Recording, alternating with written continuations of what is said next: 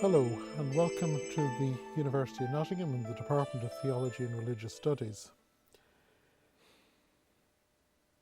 Theology is very much a science of conversations. It's conversations between theologians and conversations between theologians and faithful. And here today I have a French theologian, Dr. Henri Gagey, who's the Professor of Fundamental Theology in the Institut Catholique Paris. And here am I, Tom O'Loughlin, the Professor of Historical Theology here in Nottingham. And we've been chatting during Henri's visit to Nottingham about the legacy of the Second Vatican Council. And Second Vatican Council, 1965 it finished. I'm trying to work out, that's nearly 50 years ago.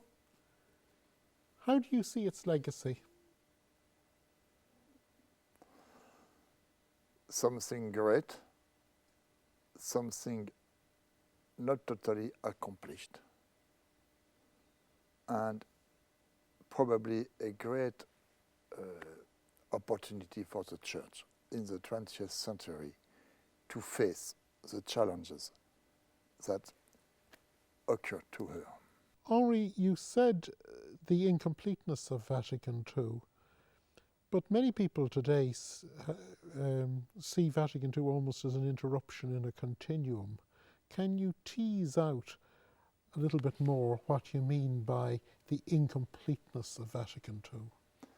First of all, every important council needs time to be, say, accomplished in the Church. It's a question of decades or perhaps of centuries. So it's not. It's totally normal that it took time for the Church to appropriate what happened in Vatican II first. Second, Vatican II was a break with what was called neo-scholastic theology. That is probably the most important event in Vatican II, this break with a neo-scholastic theology who had been created during the 19th century in order to face the challenge of modernity. But the way neo-scholastic faced the challenge of modernity was quite defensive and narrow-minded. It was really a battle position with no desire to really understand what was happened outside the Church in the culture. There's the birth of democracy, the birth of natural sciences, and so on. So the Church was on its defense. And so the Council Vatican II made a break with this position and tried to retrieve a more open-minded position.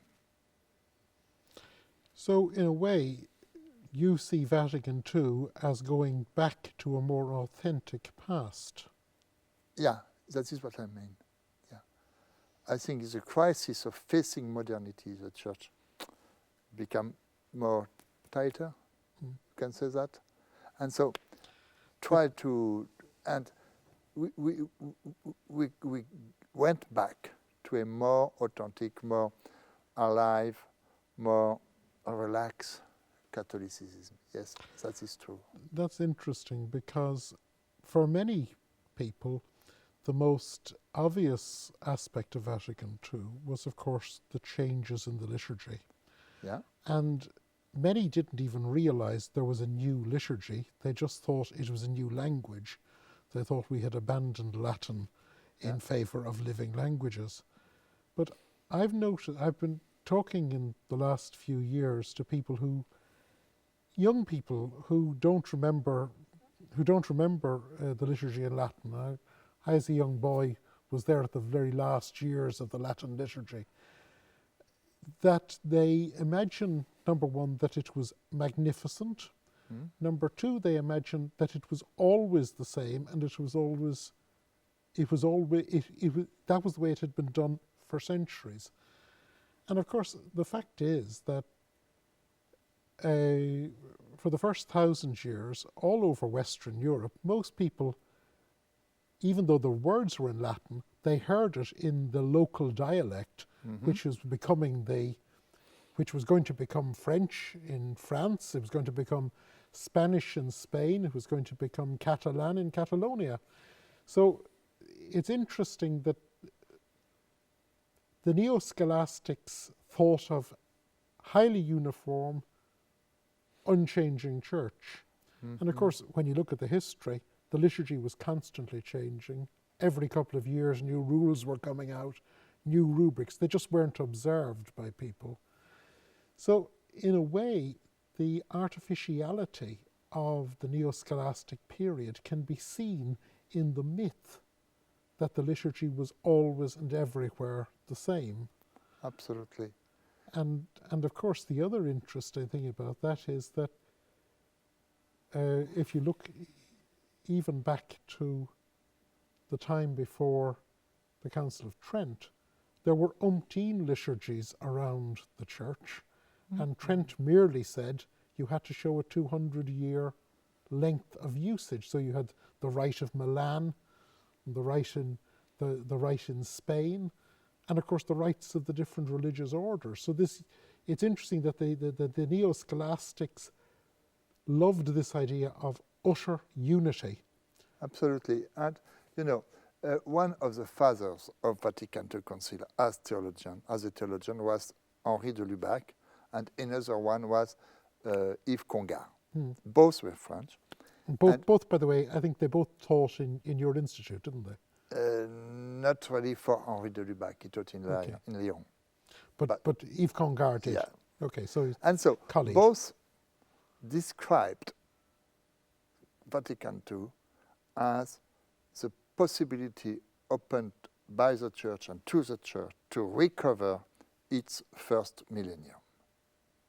What is really impressive if you consider theology and liturgy, it is the fact that the second millennium developed almost as if it ignored the first millennium of the Church. And people like Henri de Lubac or Yves Congar and many others took a long time to read the tradition of the Church during the first millennium with its own pluralism. And they rediscovered that the Catholic, it is internal to the Catholic Church to be pluralistic. You know, we almost forget that there are people speaking Syriac, Arab, Greek, Russian. And, you know, we have many languages within the Church, and we had them for long, not only since the last reform. And it is this kind of internal pluralism of the Church that belongs to its own tradition that Vatican II allowed us to recover. There's an interesting comment by an American scholar who was asked to write an encyclopedia article on Catholicism, and he began it with a phrase that has stuck in my memory. He said, "Catholicism must be the opposite of a sect."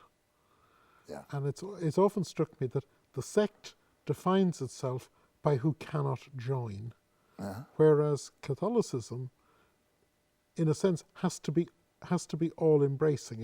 Its history is that it's been engaging with cultures, engaged with the Greek cultures, engaged with Roman culture, engaged with Ethiopian, Coptic, all these cultures.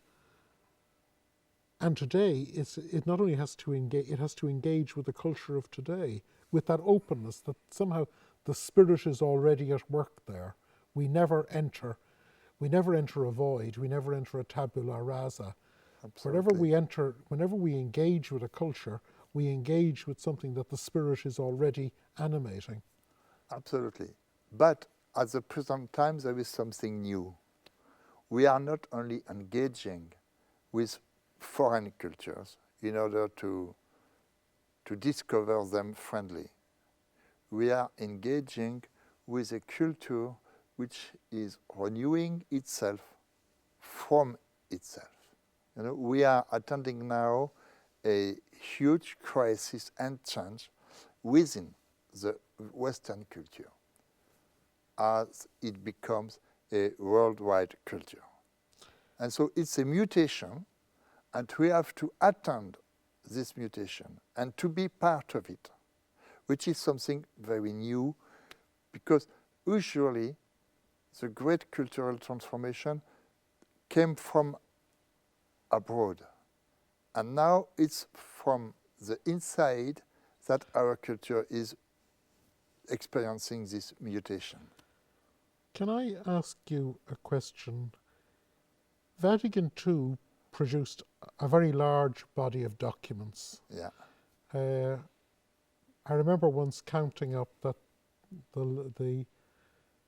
if you put all the other councils together, there's probably less words than were produced at Vatican II. Yeah. A big book.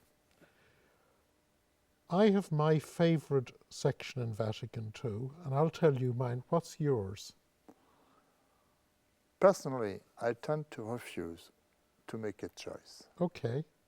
I mean, the attention within the documentations, they are not, all of them are not totally coherent, okay? We have to accept to work in this field of tensions. Okay. Well, my favourite is the opening chapters of Sacrosanctum Concilium, Yeah. because it produces a vision of liturgy as a community engaged in encounter. So anyway, I would have liked to have been able to tease you into picking one, but okay, you've got mine. Henri, it's been your presence here for this short period has been a very you've been meeting all the members of the department. I think we've all been benefiting from the different perspective you bring from Paris, and it's been lovely to have you here in conversation. And I hope we'll welcome you in Paris one day. Oh, I'm always welcome. I'm always anxious for invitations to Paris. Okay. I hope that you have enjoyed this short conversation between myself and Henri. Theology is dialogue. It develops by dialogue. It develops by my sharing my half insights and hoping to pick up from the insights of others. And I hope that you have found this an interesting insight into the situation in the Catholic Church as it looks back on the legacy of the Second Vatican Council. Goodbye from the University of Nottingham, and thank you all.